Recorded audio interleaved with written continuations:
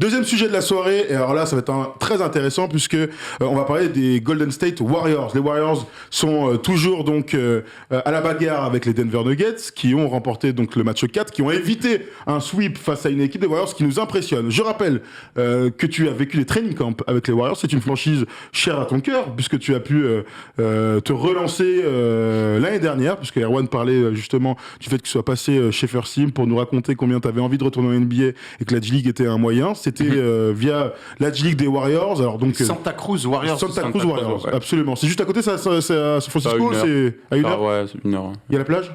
Il y a la plage, ouais. Il y a la plage. C'est mieux que San Francisco, c'est moins cher, j'imagine. C'est moins ouais. Mais ça reste cher et c'est une petite ville. Ouais, c'est une petite ville. Petite ville balnéaire, quoi. Ils font des crêpes et tout. Non, pas très. Santa Cruz, très bien. Mais c'est final avec de la G-League avec des Santa Cruz. Demi. C'était dans la bulle, ça aussi, non? C'était dans un juste bubble. avant. Ouais. Ouais, Non, juste c'était un Avec bubble à de Détroit ou à Chicago, la bulle?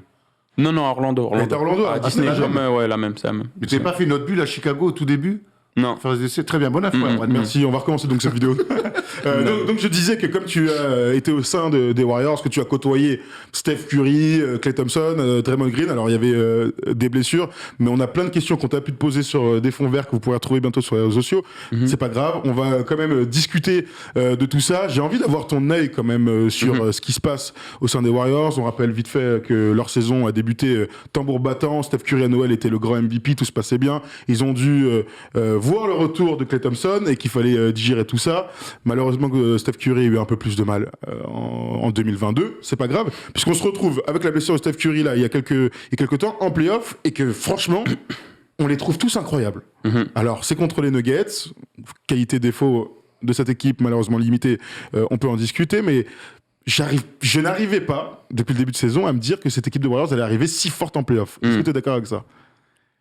Moi, je m'en veux un petit peu justement parce que moi, dès le début, vu que j'étais là-bas, en plus, j'ai vu à quel point ils étaient forts et à quel point ils avaient une longueur d'effectif incroyable et que même les gars qui jouaient de temps en temps, tu vois, les gars Payton, Damon Lee, Juanzi, enfin tous, à un moment donné, en fait, ils avaient une série de 3-4 matchs où ils performaient à un haut niveau.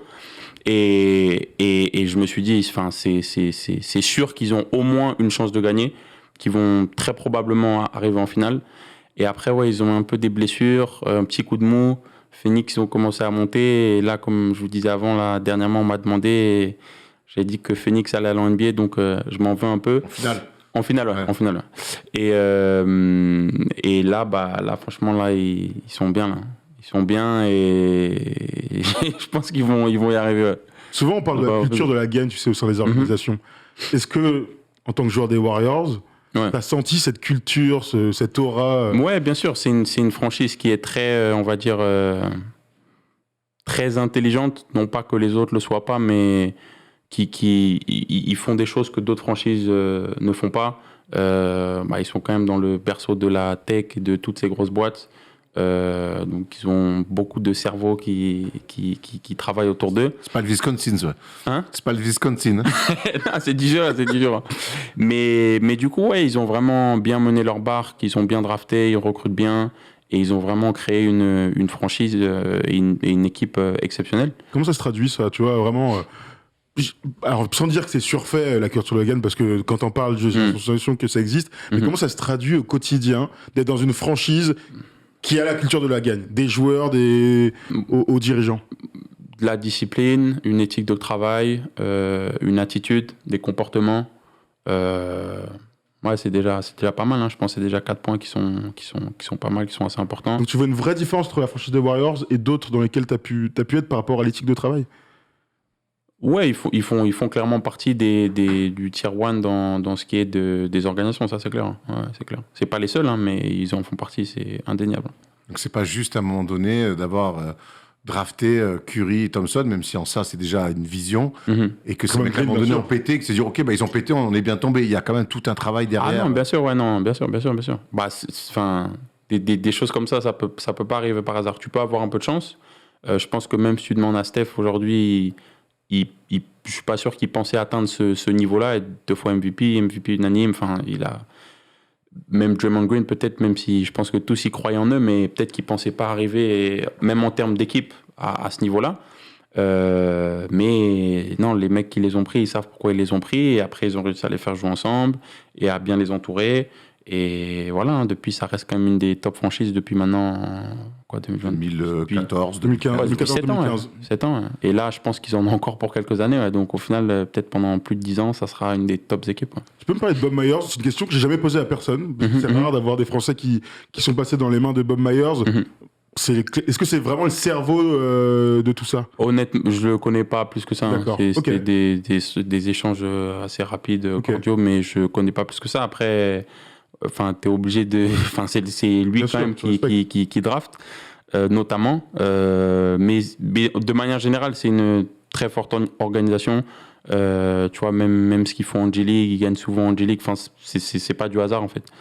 Et ouais, ça fait partie des tops organisations pour une raison. Et comme je disais, là, ils en ont encore pour quelques années. Ils ont une fenêtre encore pendant quelques années. Je trouve qu'on oublie trop souvent. et c'est bien d'avoir ce témoignage-là des franchises qui bossent bien. Quand les joueurs te disent, mais là, eux, ils savent bosser. Je me souviens qu'à une époque, personne ne voulait jouer au Knicks parce qu'ils savaient que c'était un bordel dans la franchise. KD, au-delà des résultats, au-delà de. Mais ils se disaient, non, mais là-bas, c'est l'enfer dans les bureaux, et tout. Il n'y a rien qui est prêt. Tu vois, et là, c'est tout l'inverse de ce que tu me dis.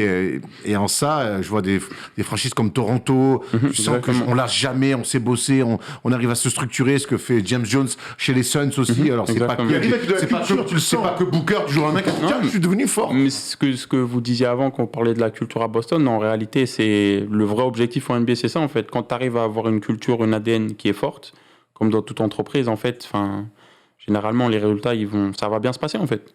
Et plus ça se passe bien, plus tu as de chances que ça dure dans le temps. Et ça, c'est des trucs qui bougent pas, quoi.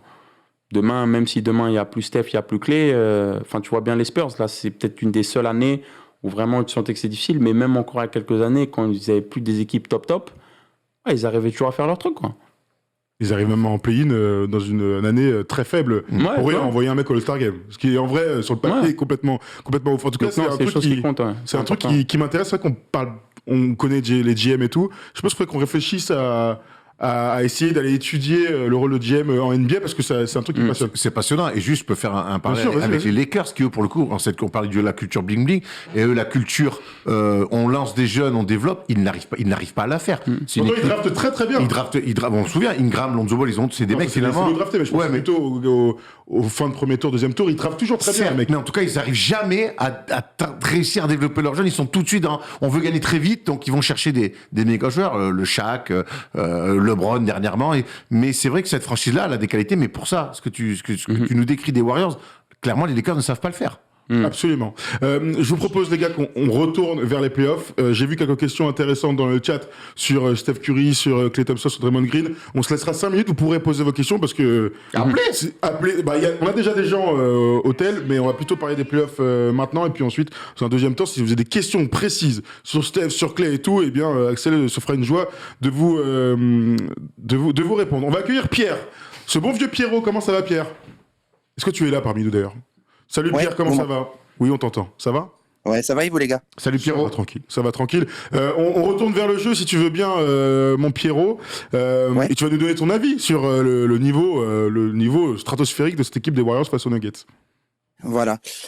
Oui, de toute façon, ils étaient clairement favoris avant la série.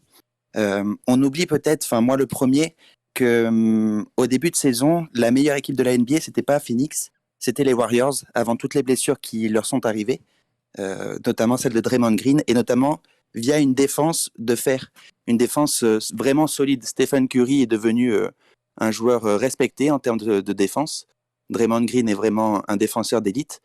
Et le point que je voulais souligner, que j'ai parlé à Tom, c'est notamment l'influence de Stephen Curry. Et vous parliez de l'organisation, de comment une franchise, avec un bon GM, avec un bon coach, avec des superstars bien gérés, comment une franchise comme ça va tout droit très loin en termes de résultats. Parce que là, on voit Stephen Curry qui s'est blessé en fin de saison et qui, pour son retour de blessure, accepte de sortir du banc. C'est quand même incroyable de se dire qu'un gars qui a été double MVP, qu'un gars qui a été MVP unanime, qui a gagné 3 titres, accepte pour un retour de blessure de sortir du banc. De souvenirs, j'ai pas de gars comme ça qui ont atteint ce niveau-là. En playoff, Carmelo Anthony. Oui, voilà, par exemple, Carmelo Anthony. Et c'est pour faire un rebond sur une émission, je crois que c'était une libre antenne aussi, que vous aviez fait peut-être il y a 1 an et demi ou 2 ans, sur le leadership de Stephen Curry. Sur est-ce que Stephen Curry était encore capable aujourd'hui d'être le franchise player, d'être le maître à jouer d'une équipe qui allait au bout. Et je crois qu'aujourd'hui, il donne la réponse quand on voit les gars comme Jordan Poole. Je pense que si Jordan Poole peut battre les records que Steph Curry a établis aux Warriors, eh bien, c'est Steph Curry le premier qui va lui faire les passes pour qu'il aille chercher les points, pour qu'il aille chercher les 3 points. Et moi, je trouve que dans l'influence dans le jeu, dans l'influence, dans l'état d'esprit du groupe, avoir une superstar comme ça, c'est que du bonheur pour les Warriors et ils en profitent. Et on le voit bien sur le terrain, tous les gars s'éclatent.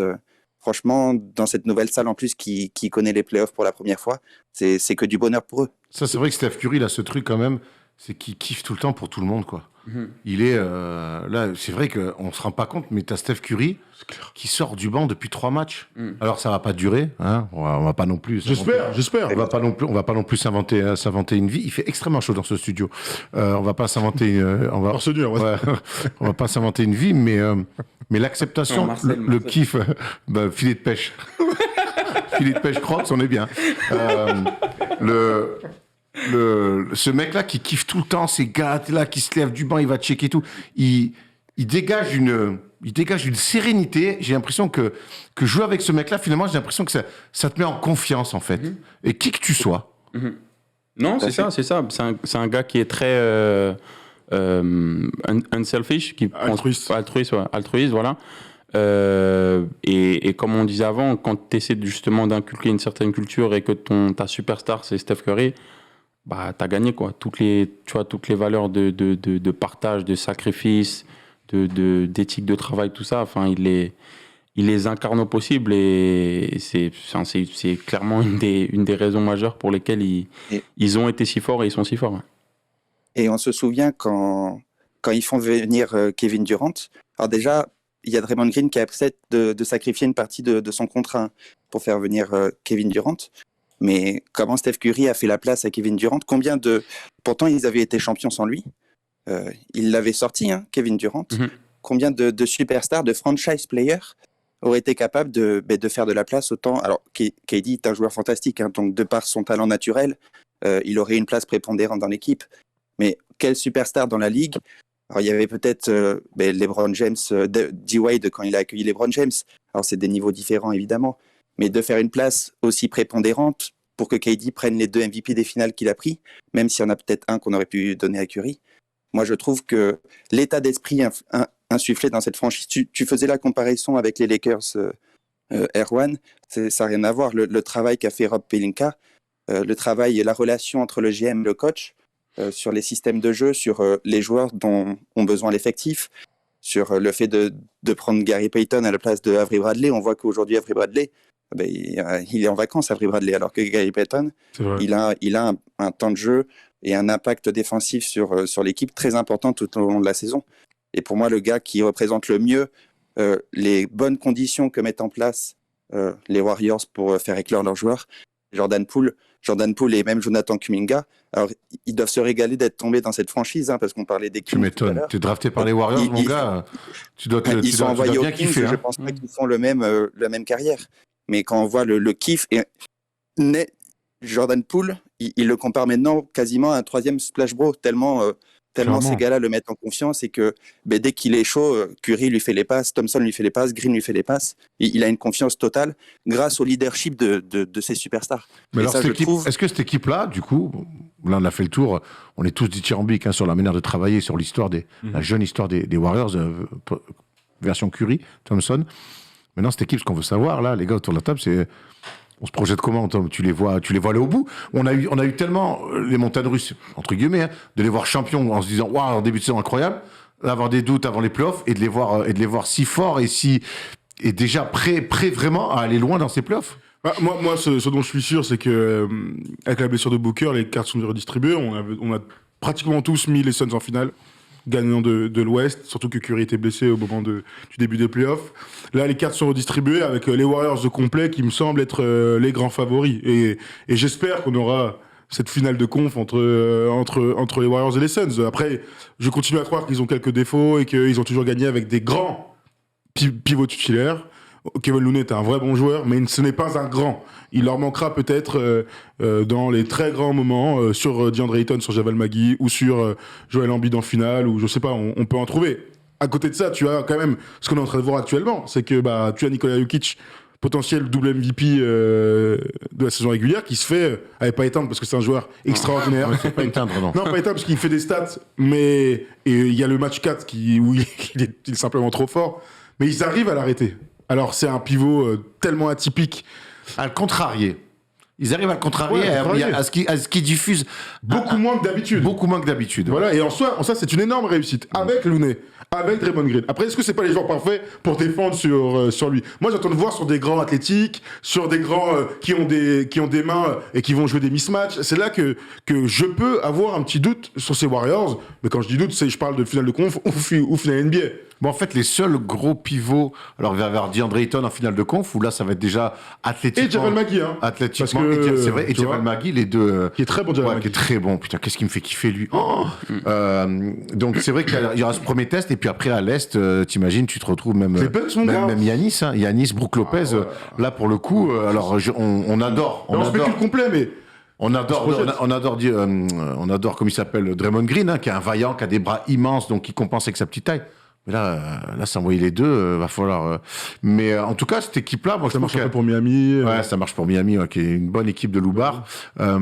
Mais maintenant, cette équipe-là, elle est capable aussi de jouer ce basket en rythme, ce basket de relance, de jeu sans ballon, tu le dis, de main à main, de pick and roll, de feinte de main à main, de flash, et ça, pour une défense, c'est un enfer. Et moi, je pense que tant que les Warriors vont arriver à maîtriser ce basket et à proposer ce basket-là, bonne chance pour les sortir, quoi. Je suis d'accord. Hein. Moi, là, je pense que... en début de saison, ils faisaient déjà partie des favoris. Et là, clairement, ils arrivent en très bonne forme, au bon moment. Plus avec les blessures qu'il y a à l'Ouest, là, clairement, ils ont toutes les cartes en main pour passer. Et après, en finale, c'est souvent... ce sera une grosse match-up, quoi qu'il arrive. Quoi. Est-ce que tu peux nous parler de Jordan Poole? Parce que Jordan Poole, il fait une saison incroyable. Il profite d'être dans le 5 quand il n'y a pas Clay, d'être dans le 5 quand il n'y a pas Curry. À un moment, il sort du banc. Il est trop fort. On a tous la sensation qu'il fait partie de la nouvelle génération des talents combos incroyables. Et on en parle tout le temps avec Arwan, des mecs là, de 20 ans qui mettent des cartons en NBA. Est-ce que toi, tu avais décelé l'année dernière le potentiel du mec? Ouais, je pense dès que tu le vois, c'est pas compliqué de comprendre qu'il est très fort et qu'il a un talent de fou. Je crois qu'il se fait drafter, il avait à peine 19 ans. C'était un des plus jeunes. Non, peut-être pas, parce qu'il a fait deux. Mais il était assez jeune. Il était assez jeune dans son jeu aussi. Il a fait une première année. Quand Steph n'avait pas joué, quand il n'y avait personne. Donc, il avait montré déjà des flashs. Tu vois déjà dans ses highlights comment il bougeait, mais il n'était pas assez efficace. Et apparemment, après, il a passé un gros été. Moi, après, c'est là que je l'ai rencontré. Et ouais, comme je te dis, franchement, dès que tu le vois, le high test, comme on dit, il est assez flagrant, assez facile. Donc après, là, ce qu'il fait, c'est exceptionnel, là, clairement. Quand tu l'imaginais, tu voyais un jeune potentiel avec des flashs. Tu voyais un mec qui pouvait y arriver, le voir en play-off comme ça, être capable de il n'a pas poussé Steph Curry en saison, mais quand Steph Curry sur le banc, en tout cas, les Warriors continuent à avoir un niveau de jeu incroyable. C'est ça, en fait. C'est que quand Steph Curry n'est pas là, c'est que les Warriors, avec lui, sont capables de garder le même niveau de jeu. Moi, franchement, il n'y a rien qui m'étonne. Le seul truc, peut-être, qui, on va dire, le plus remarquable pour moi, c'est sa constance, parce que cette année, il a quand même été très constant dans son adresse, dans ses prises de décision, même si c'est un gars qui a un jeu à risque et il faut l'accepter. Mais non, je pense qu'il fait, c'est très bien. Il leur fait beaucoup de bien. Il leur apporte un peu ce peps, cette insouciance. Tu vois un côté un peu imprévisible qu'ils avaient déjà, mais lui qui l'incarne bien, et comme je disais avant, qui peut être difficile à scouter. Donc non, c'est vraiment une arme en plus pour eux. Est-ce que les gars, je vous pose la question je te pose la question à Pierre avant qu'on te laisse. Est-ce qu'on peut imaginer les Warriors être champions NBA en jouant avec Curry, Thompson et Jordan Poole dans des fins de match? Ouais, moi je pense, ouais, clairement. Clairement. Ouais. Pierre? Moi je pense aussi, parce que tu fais l'impasse. Parce que n'importe lequel de ces gars est capable de te sanctionner. surtout si dans le line-up, le pivot, c'est Draymond Green. C'est-à-dire que c'est lui qui vient poser les écrans, ça fait sortir ton pivot. C'est Wiggins Donc, le quatrième. il y a forcément... Ouais, c'est ça. C'est Wiggins qui joue 4. Et oui, Wiggins en plus. Wiggins qui s'envoie les gars adverses, les meilleurs attaquants adverses. Donc tu fais l'impasse sur qui? Parce que on oublie que alors Curry est le meilleur shooter à 3 points de l'histoire, mais il a une finition au cercle élite aussi, Stephen Curry. Alors c'est-à-dire qu'il va falloir venir doubler sur lui, ou va falloir venir en aide. Et dans ce cas-là, tu viens en aide et tu laisses qui ouvert. C'est compliqué. Donc moi, j'avoue que j'avais dans mon bracket, j'ai mis les Suns. Mais quand je vois ce début de premier tour, quand je vois l'expérience que les gars ont, pour moi, les favoris à l'Ouest, c'est devenu les Warriors maintenant. Alors, je te rejoins sur le fait que la blessure de Booker redistribue les cartes et que les Warriors, moi, je les ai mis en finale de conf. Donc après, effectivement, bref. Mais par contre, je ne partage pas votre avis sur finir avec les 3 pour être champion NBA. Parce que quand je vois les finales NBA, les dernières, à un moment donné, quand c'est des matchs de mon RT, même... Ok, t'as Thompson, Curry pour mettre des énormes tirs, ils sont capables. Il te faut quand même des mecs à un moment donné défensivement qui soient capables à un moment donné de s'opposer. Et Jordan Poole aujourd'hui là-dessus, mais je pense pas que ça soit encore son vécu. On a vu Steph Curry, ça a été un problème pendant pas mal d'années. Il a clairement progressé. Aujourd'hui, c'est pour moi un défenseur tout à fait honnête.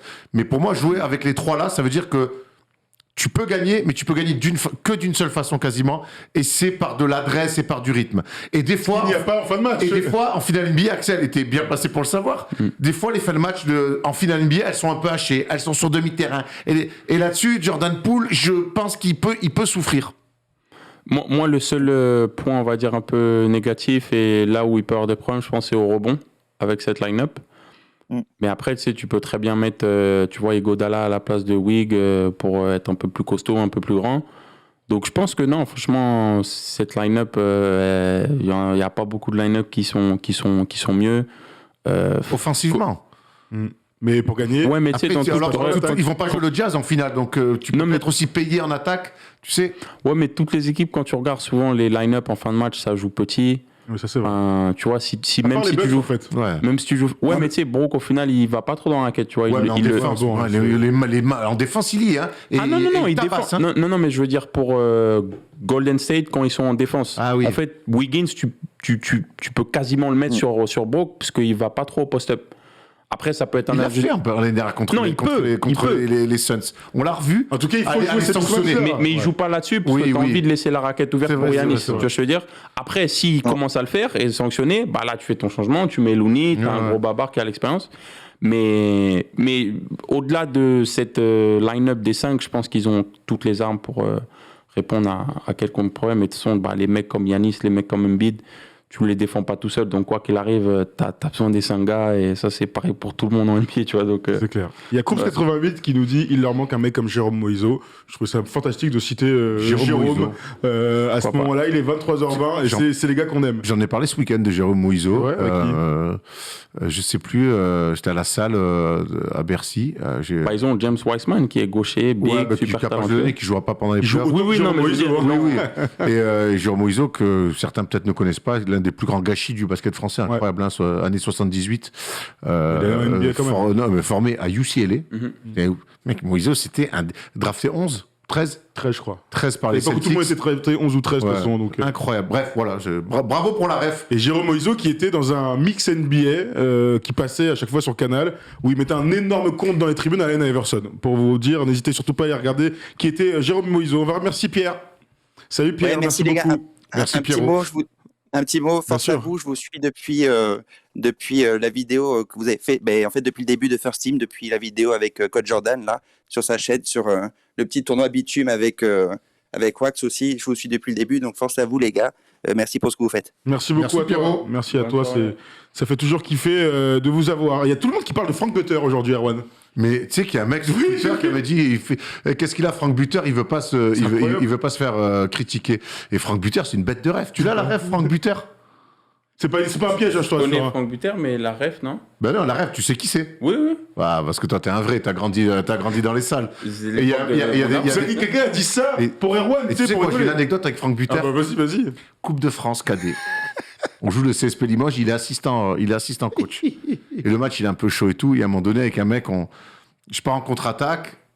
et on se chicote avec le mec, et je fais un petit croche-patte, il tombe. Comment ça, un petit croche-patte? Je fais un croche-patte. Et Franck Buter, en bon gars, qui mettait des coups, qui connaît le vice, il me dit « Oh !» Il pointe du doigt. Donc, tu sais, j'avais 16 ans, j'étais à Biarritz, j'étais à la maison. Hein. Il me pointe du doigt, il me dit « Ouais, t'as fait exprès, là, là !» Moi, je suis à Biarritz, j'ai 16 ans, la salle, elle est pleine. Dédié à Erwan, hein. Je lui parle archi mal, mais vraiment archi mal. Gros, à la fin du match, j'ai dû partir par la petite, par la petite salle. Hein. En plus, on avait perdu au buzzer. Il voulait te démonter. Ah, gros, il m'attendait pas à me démonter. J'avais 16 ans, mais il voulait me gronder sérieusement, je pense. Ça, c'est tout Franck Buter. C'est tout à vu, ça. Ouais, un peu moins. Comment ça ressort à la Franck Buter aujourd'hui? Je sais pas pourquoi les gens pensent Ça se trouve, c'est lui. Hein? J'ai dit que ça se trouve, c'est lui. Franck Buter, champion d'Europe avec le CSP Limoges. Hein. Champion d'Europe avec le CSP Limoges. Il fait partie de la belle aventure. Il joue contre Trévise et tout. Un pivot français. Et donc, le nom de Franck Buter est ressorti aujourd'hui sur Twitter et dans le chat maintenant. Bon, très bien. Je suis désolé, Franck. Ouais. J'étais jeune, je suis désolé. Si Franck nous regarde ou si quelqu'un de la famille de Franck regarde, qu'il n'hésite pas à nous envoyer un message parce que ce genre de truc, ça nous régale. Qui passe par Axel, qui passe par les réseaux sociaux. On trouvera un moyen de discuter lundi prochain de cette anecdote fantastique que vient nous raconter Erwan. On va continuer pendant 5 minutes encore sur cette série, mais on n'a pas du tout parlé des Nuggets. Bon, ça tombe bien parce qu'on a les auditeurs pour ça. Et il y a Clément qui est là.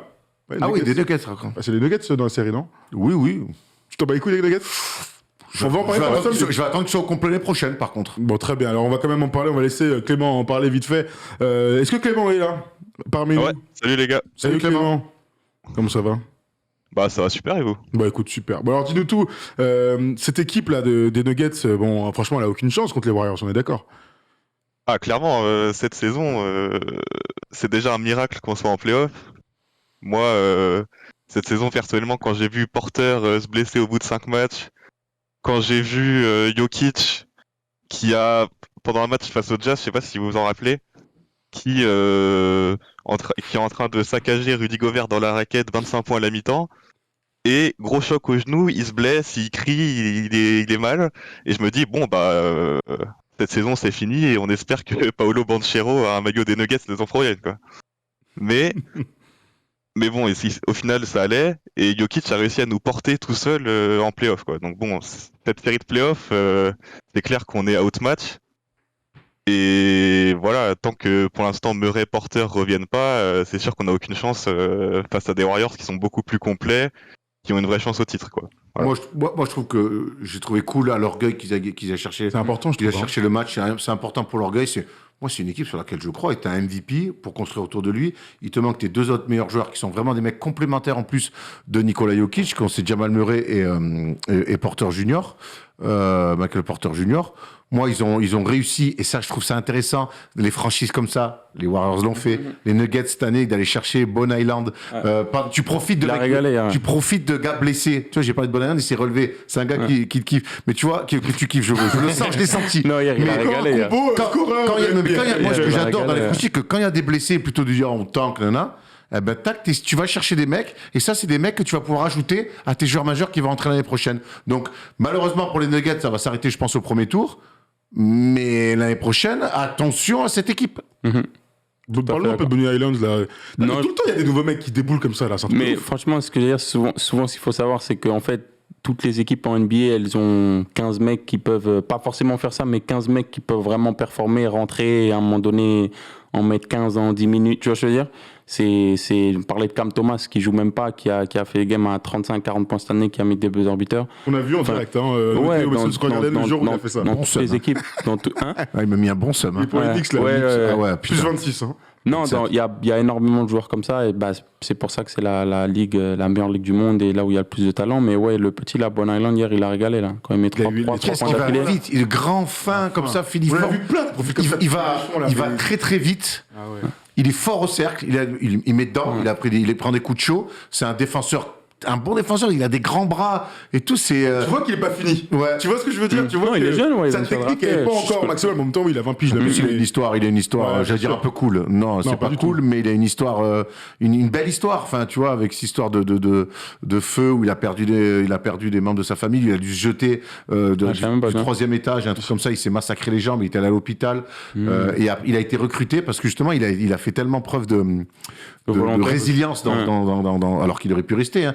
il a tellement eu de courage pendant cette épreuve qu'un mec a dit, mais t'as un mec qui a un courage comme ça, s'il est basketteur, sur un terrain, ça va être incroyable. Il a été recruté comme ça. Ok. Et, magnifique story. ouais, super. Ouais, Donc ça fait kiffer. Mais voilà, pour revenir aux Nuggets, moi, l'évolution d'Aaron Gordon, que je trouvais illettré complètement au Magic, quand je le vois jouer avec Nikola Jokic, qui aujourd'hui est devenu un joueur qui sent le jeu, qui fait des trucs, en plus associé à son physique hors norme, l'année prochaine, les Nuggets, à un moment donné, au complet, Mike Malone, d'ailleurs, tu m'as toujours dit du grand bien de Mike Malone. J'aurais pu te citer lui avant, quand tu m'as posé la question. Le coach, c'est le coach le plus cool que j'ai rencontré de toute ma vie. Vraiment, un gars, je pourrais partir en vacances avec lui.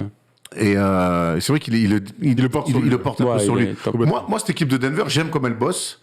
Et je pense qu'autour de Nikola Jokic, tu peux construire de belles choses. Et il y a beaucoup de bons joueurs. Moi, Jamal Murray, quand je le vois sur le banc, je vois son regard, je me dis que le tour l'année prochaine, tu vas avoir fin de parquet. Pas choqué si Jamal Murray revient bien et All-Star l'année prochaine. Tu vois ce que je veux dire?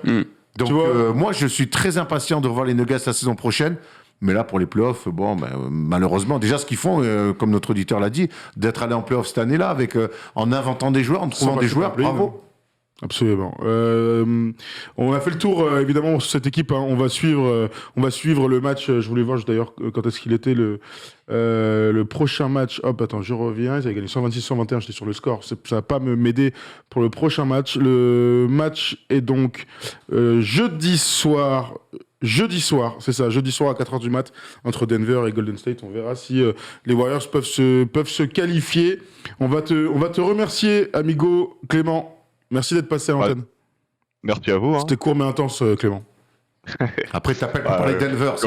C'est pas la bonne émission pour parler de Denver, Clément. Tu t'en conviendras. Ah bah oui. Mais tu nous rappelleras avec grand plaisir. Très bien. Bien sûr. Merci Clément, à la prochaine. Salut Clément.